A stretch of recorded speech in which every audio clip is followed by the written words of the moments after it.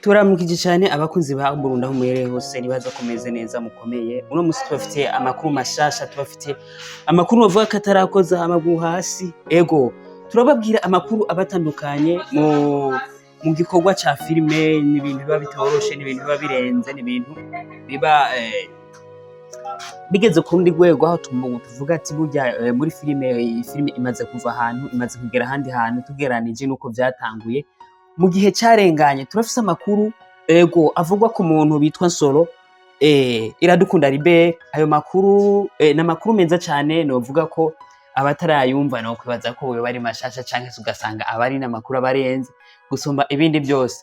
Ego numwe mu bantu bariko baramamariza kumbure igikorwa caje gishasha mu Burundi, platform yaje gishasha mu Burundi, novuga ko ari application yo kurabirako amareresi y'u Burundi, ni application yo kudandarizako kumbure bayitwara aba film, aho ego bamaze kuyitangaza kumbure niwe ayiserukira mu kuyikorera publicité, mu kuyihayanisha no mu kuyibwira abantu no mu kuyikundisha abantu baba bagiye batandukanye. Ego turasimbira ku makuru ego y'umu artiste umu acteur asanzwe ari muri bamwe bakora amafilime mu gihugu cy'u Burundi, azwi kw'izina rya Alexis Shema bataziragiye mu bihugu vyo hanze, aho yari yagiye kurondera ubumenyi ndetse no guhiga uburyo uzikare vyo bitujana gusumba ibindi byose. Ego yarakiranye iteka n'abandi bagenzi biwe baba artiste, baramwakira ashika amahoro. Ego hama hakurikiyeho amakuru ya Mimi Mireille nkuko abafana be baguma bamwidogera ati kubera iki utaduha filime, kubera iki bimeze gute, byaraheze. Ego ariko Mimi Mireille aho yasohoye urwandiko avuga ko filime ibuca isohoka vuba cyane. Tukiri aho nyene ego kwa Mimi Mireille, aho kenshi yagirizwa cyane ko agomba gutwara umugabo wa bandi biciye mu bugenzi budasanzwe, kumbure uko batanguye bagirana ubugenzi. Ego aho bwatanguye buduga, aho amakuru dukura mu binyamakuru bigiye bitandukanye atubwira ko ari kibazo kinini cyane.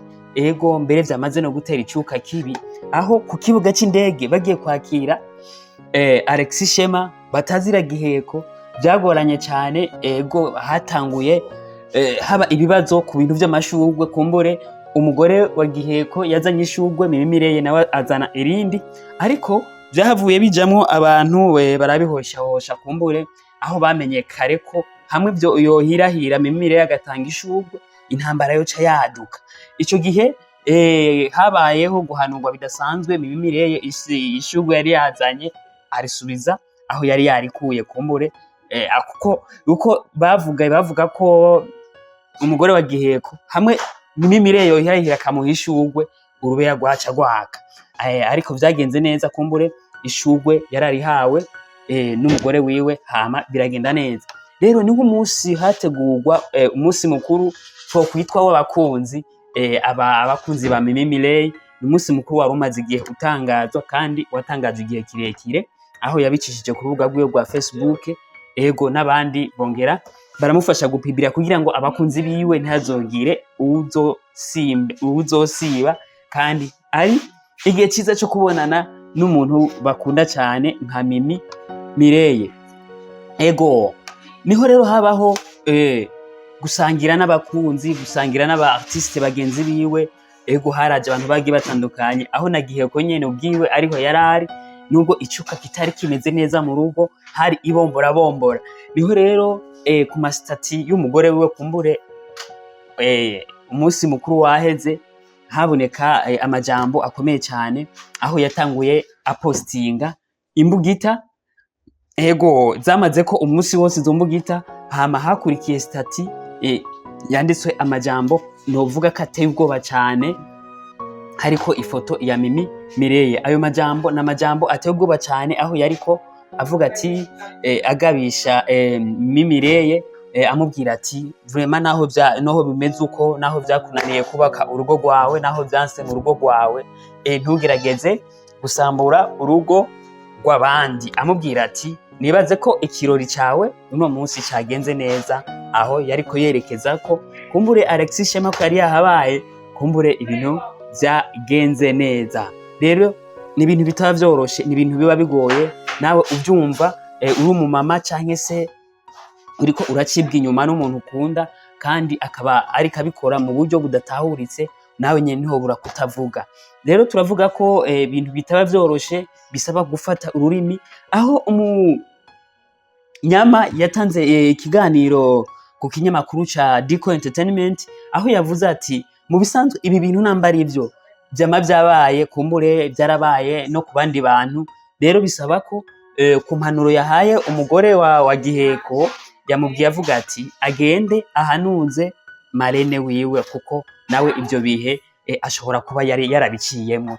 Rero yagomeje avuga amajambo aba agiye atandukanye, aho yamubwiye ati genda ku mugore wa Abel akubwire aguhanure, kumbure iciza gihari wogumya umunwa kugira ngo bigende neza. Yatanze impanuro kuri Mimi Mireye hamwe n'uwo bavuga ko basigaye bahabarana bikomeye cyane, amubwira ati yamara nambe ari ukuri, nambe ari byo, nambe Mimi Mireye nawe yaraciye mu bihe bigoye, nakore igikorwa kitotuma mugenzi we ababara. Namba ariyo filime ituma uwo mugore avyimba umutima, ayihagarike canke akora iyindi. Namba arajya amajoro baba bari kumwe cyane byitirwa ko bariko bakora iyo filime, nibagabanye babikore ku murango. Bitari uko naho urumva azoba ariko akora ikintu kitari ciza kandi cyo havura kinamusubiza hasi, kuna cyane cyane mu myaka irenganye agahitiye ngaho naho nyene bitari bimworoheye. Niyo mpamvu rero tuvuga ati byiza bo kwicara hamwe bakavyiga ko, bo kwicara hamwe bagahanurwa, abo bafise ibyo bashobora guheba kugira ngo urugo rwo mugenzi wabo ntirwave rusambuka, kuko ibi bintu biba bitoroshe, kuko biba bibabaje cyane. Niyo mpamvu rero bisaba ko haba ukumvikana hagati yabo kugira ngo bigende neza.